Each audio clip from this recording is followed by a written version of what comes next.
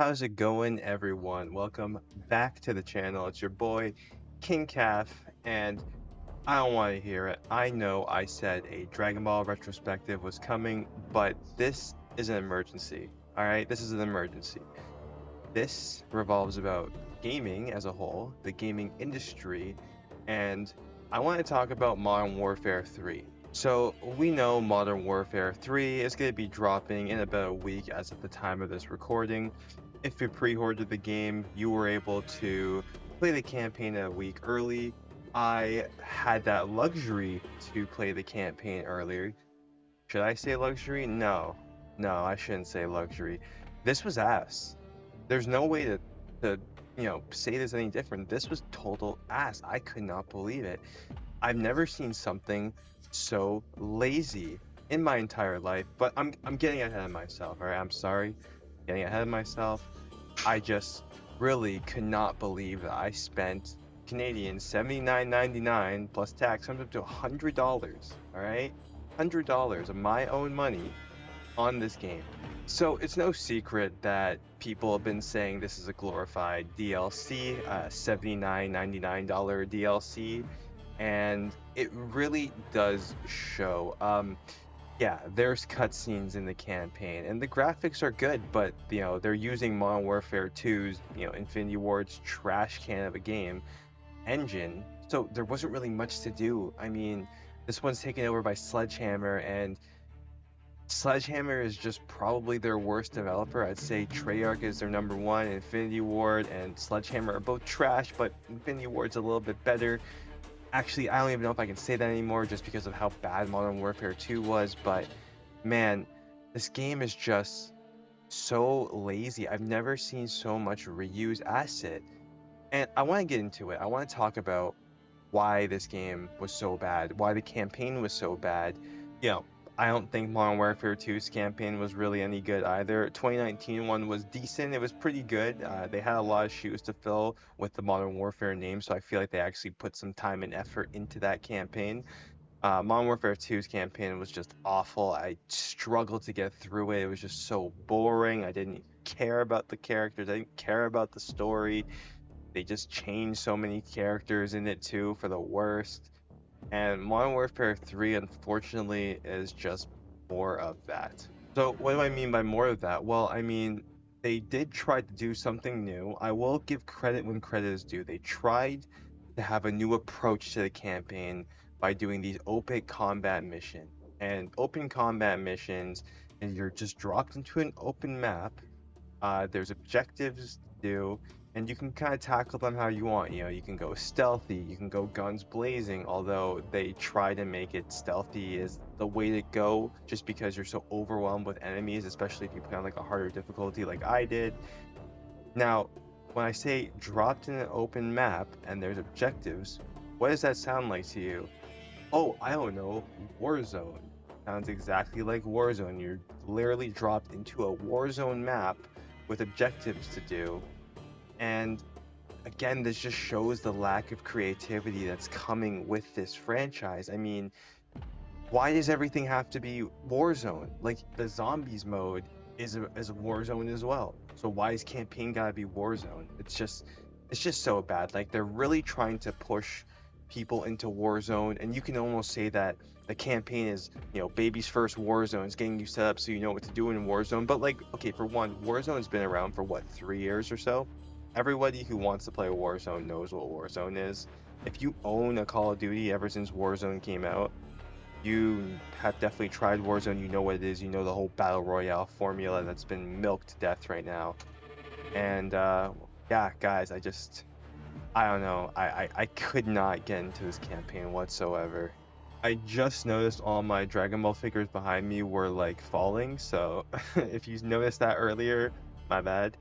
So the open combat missions, I mean, again, they were a good idea, but they were just executed so poorly. I mean, they didn't have any original maps to use, and there are small segments within these missions where you do have that more traditional linear level where you're going down tight corridors and mowing down enemies, and there are also a couple of linear missions as well. And to be honest, those are the best missions in the game that just give you those cinematic blockbuster Call of Duty campaign moments. I mean, like that's what we play the campaign for. It's just some shit to turn your brain off and play. But they just tried to go so Warzone-y in this, and it just really, really takes away. Like these missions are not fun. The checkpoints are terrible. I mean, there's this one mission where you're playing as Ghost, and you have to defuse these bombs, and you could be on the fourth bomb, and since there's so many enemies around you because it's a war zone map and the spawns are kind of messed up, like people are spawning behind you even though you cleared that entire spot, you get killed, you have to restart the entire mission. And I was just like, are you kidding me? I had to replay this mission like 3 times because I was getting killed from behind because enemies were just fucking spawning in, and it was just not fun. It just wasn't fun, you know. And the one thing I can give this game credit for is that the gunplay feels significantly better than Modern Warfare 2's. I mean, the speed, the lack of visual recoil, the slide canceling. I mean, you can't really slide cancel in the campaign, but in the multiplayer you can. The gunplay feels significantly better. And that just goes back to saying that this is a DLC. This is pretty much just a DLC of fixing all the things that were messed up in Modern Warfare 2. You know, there's red dots on maps now, which, I mean, I don't know who thought it was a good idea to take that out. Like, it's just terrible. It literally ruined the fundamentals of how people played that game. This is just a DLC. It's a $100 DLC, and you would think that the campaign would help justify the price because you're getting, you know, the next Call of Duty campaign, but you really aren't. I mean, this campaign takes 3-4 hours to beat, so it's shorter than most, and just the quality of it is just so lackluster. I mean, why am I putting on plates in a campaign mission? Like, dude, this isn't Warzone. This is campaign. Like, I'm fighting bots. And yeah, you fight bots in war zones on strongholds, but like, bro, this is like a campaign, a story mode. Like, why am I have to put on plates and pick up equipment and shit? Like, I don't know. It was just so bad. Like, you could tell that Sledgehammer just threw shit together. And I mean, I wouldn't be surprised if this was supposed to be a DLC originally, and then Activision's like, yo, like, we're being sold to Microsoft. Let's just get one more game out to make a little bit more profit before Microsoft owns us and gets all the majority of the profit or all the profit, or however the hell they made that contract. And let's just shit something out because it's Call of Duty. We're the #1 selling game every year. People will buy it, and it really just shows what they think of their consumers, in my opinion. So I'm not going to say that nothing is good about this campaign. I mean, again, visuals are gorgeous. It's Call of Duty. They always are a visual showcase of, you know, next-gen graphics or whatever. The voice acting is good, cool. The production in the actual cutscenes is good, you know, very cinematic. They have good camera work, you know, good transitions between scenes. That's all good. And again, the more linear based missions, which I believe there's only like 3 or 4 of them, are actually not bad. Like, if it just shows that if the entire campaign was more of your traditional style, this could have actually been a good campaign in terms of like moments and actual gameplay and environments. The story, all right, the story. Let's talk about the story. Let's talk about the story. So the story is really bad. It's pretty much just about, you know, Makarov trying to frame Farah's nation and that they are the ones that are terrorists and doing all this so that they can have an excuse to have another war. That's pretty much the gist of the story. You know, all of your favorites return: Soap, Ghost, Price, Shepard's back a bit, Farah, if you like Farah. I know not a lot of people like Farah, and some others. You know, Makarov is definitely the best part of this game. I actually think that they really did Makarov well in terms of just his personality and his screen presence. I think he was actually the best part of this game. Anytime he was on screen is the only time I actually really gave a shit about the story. But he's not there the majority of the time because, you know, he's a villain. But the missions that had him in and the cutscenes that had him in, they were very well done. So I'm gonna give, you know, credit where it's due, that the actual framing of the story and the campaign has some great production values. But just where it falls is the actual story. It's just so boring, and there's so many useless missions. that are supposed to be, story-driven missions, and they're just so bad and just so half-assed. Like, guys, I mean, if you pre-order this game just so you can play the campaign early, don't like don't like if you're thinking about it, you do not need to do that. All right, you can literally watch the 3 hours of campaign on YouTube and get the gist of it, and then just wait till the multiplayer comes out, or wait for the feedback of the multiplayer to come out if you want to, go for this next game. So yeah, story is ass. Um, Now the actual mission structures and the order that they go in, I think the first mission of this game was actually very, very good. I think the first mission was probably the best mission of the entire campaign. You're breaking a prisoner out of the gulag, and then you end up finding out the prisoner is actually Makarov, and you're playing as the bad guys here.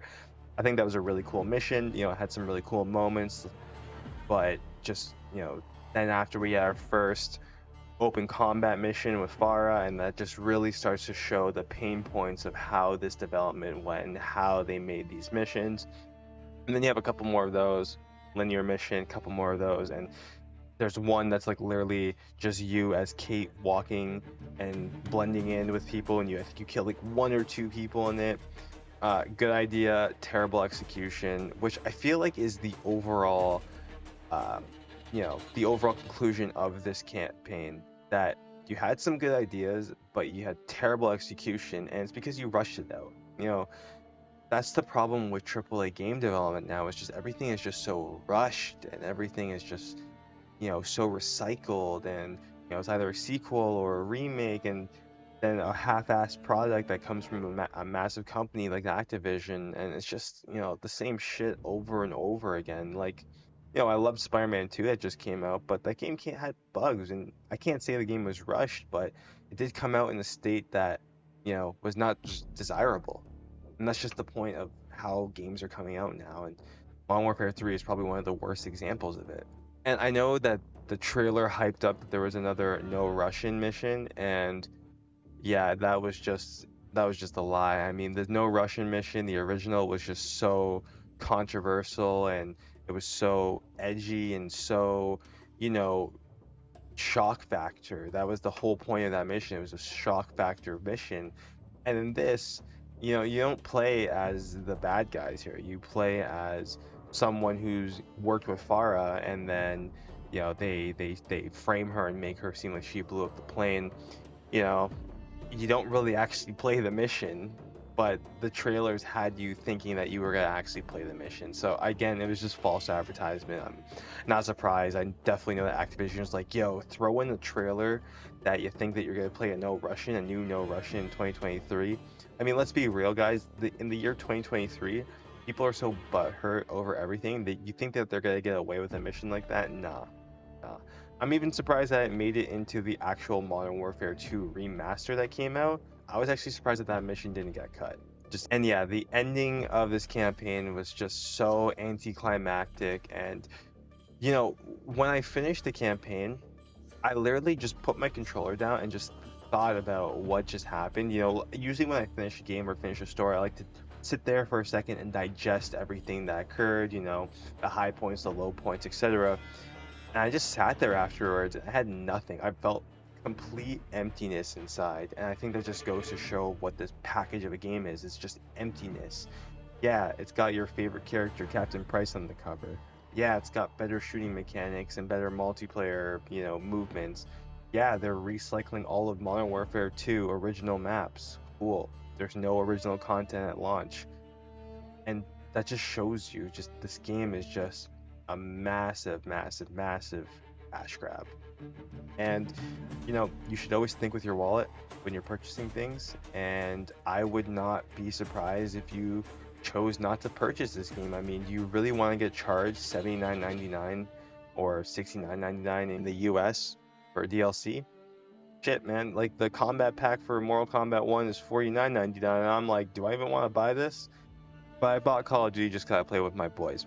If I didn't have friends that played Call of Duty, you sure as hell know that I would not have bought this game. But yeah, this is a short but quick video. I just wanted to give my thoughts on the Modern Warfare 3 campaign. Yeah, it was ass.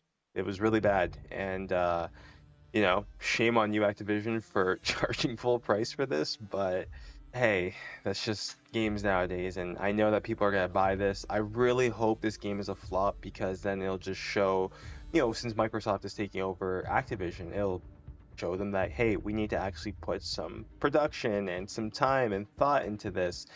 And I think the Treyarch game is probably already done, so maybe we're not gonna have Microsoft's hands on a Call of Duty for another 2 years.